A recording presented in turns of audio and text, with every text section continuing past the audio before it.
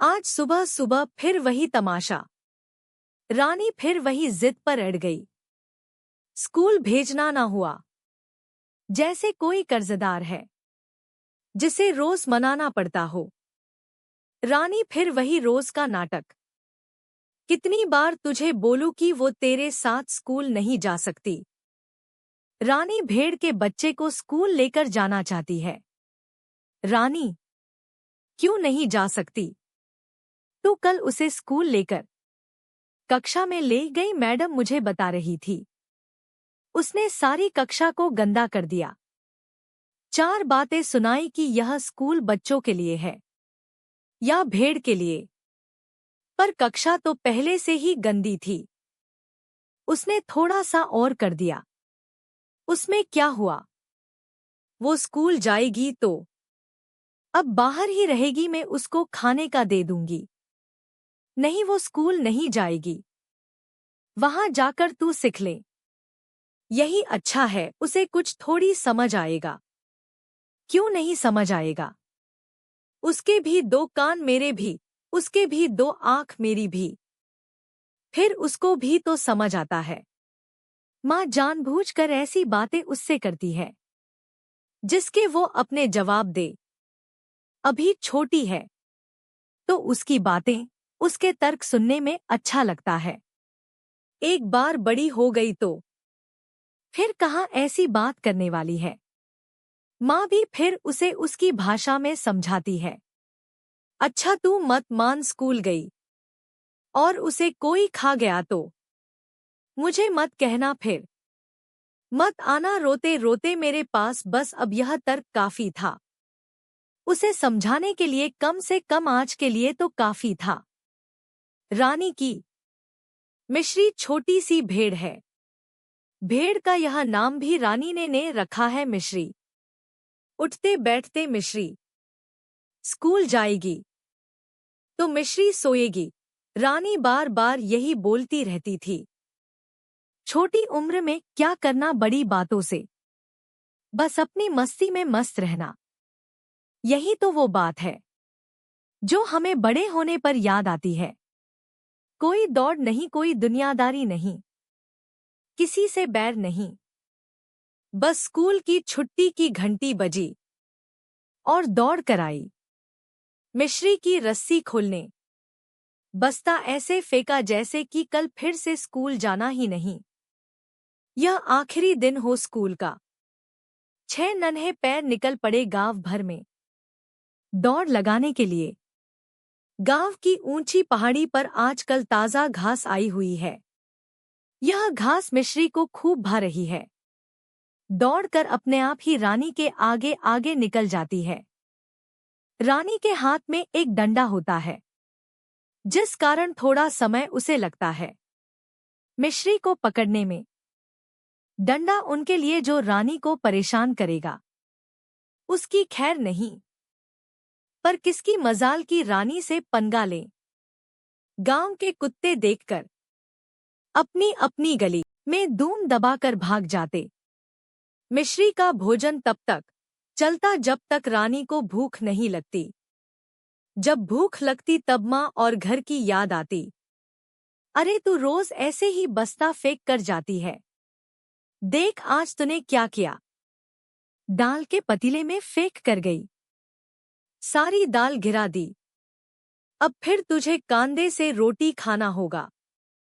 देख गिला हो गया, मुझे धोना पड़ा। अरे माँ, गिला हो गया तो मुझे और मिश्री को दो, मैं इसके गले में बांध देती हूँ। अब यह खूब तेज दौड़ने लगी है, मेरे हाथ भी नहीं आती। थोड़ी देर में ही सूखा कर ला देंगी। रानी को क्या पता कि यह माँ का एक बहाना है। घर में राशन नहीं है। अब क्यों नहीं है? क्या नहीं? उसे कुछ पता नहीं कि उसके बाबा घर में क्यों रहते हैं। माँ कैसे खाना बनाती है।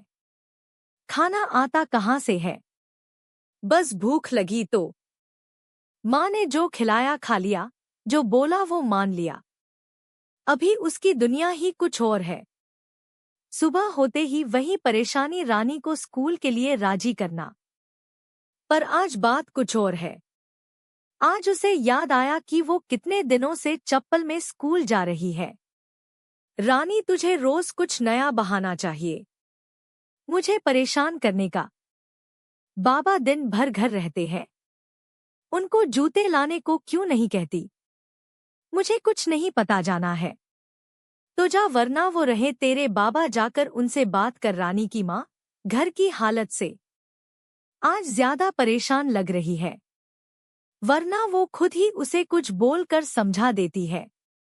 बाबा बाहर खटिया पर सोए थे। रानी ने जाकर पूछा, बाबा जूते कब लेकर आओगे?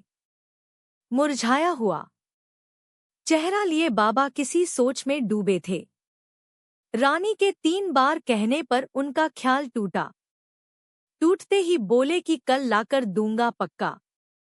रानी थोड़ा मनाने पर मान गई, लेकिन एक शर्त रख दी। बाबा, मेरे जूते के साथ मिश्री के जूते भी लाना। इसके भी पैर में कांटे चुभते हैं, बार बार मैं इसके कांटे निकाल देती हूँ, इसको भी दर्द होता। बाबा मुस्कुरा दिए, बोले हाँ ऐसा ही करेंगे। अगली सुबह रानी की नींद खुली तो उसकी आंखों के सामने थे उसके जूते। माँ नए जूते बाबा ले आए। धीमे से माँ बोली, हाँ। उठने के पहले ही दूसरा सवाल, और मिश्री के जूते कहाँ है? माँ ने पलक झपकाते हुए कहा, हाँ उसके भी है। अभी तू जा, जल्दी उठ, तैयार हो जा, वरना स्कूल की घंटी बाज जाएगी। सारा ध्यान अब जूते पर। जल्दी जल्दी जूते पहनकर निकल गई स्कूल के लिए। चलकर देखा, दौड़कर भी देखा, सब तरह से परख करके देखा। कक्ष के बाहर भी वहां रखें, जहां से उसकी नजर उनकी रखवाली करते रहें। गंदे होने पर हाथ से पोंछ पोंछ कर फिर से उन्हें साफ करती रही। बस मन में यही सोचती कि मिश्री के जूते कैसे होंगे। छुट्टी होते ही दौड़ कर घर आई। माँ कहीं कोने में बैठी सूप सूबा रही थी। उसे देखते ही आंसू पोंछकर खड़ी हो गई।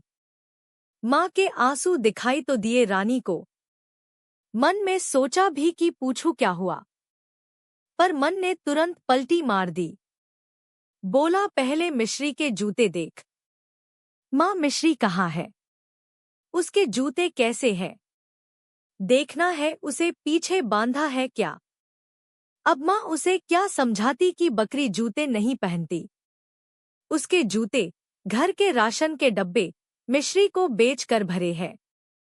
माँ रानी को समझाने के लिए मन में कोई उपाय सोच रही है, पर पहले वो अपने आप को समझा ले, फिर रानी को भी समझा देंगी। छोटी है इसलिए सवाल करती है, जैसे जैसे बड़ी होगी समझदार हो जाएगी। इसे ही तो कहते हैं समझदार होना और बचपना छोड़ देना। आपको यह कहानी कैसी लगी हमें कमेंट कर जरूर बताएं। इसी तरह की अच्छी कहानियां आप यहाँ पर पढ़ सकते हैं। यहाँ उपस्थित शिक्षाप्रद कहानियां आपका मनोरंजन करने के साथ दिशा भी देंगी। तो बने रहिए हमारे साथ और हमारे प्रयास को सफल बनाएं। और चैनल को सब्सक्राइब जरूर करें।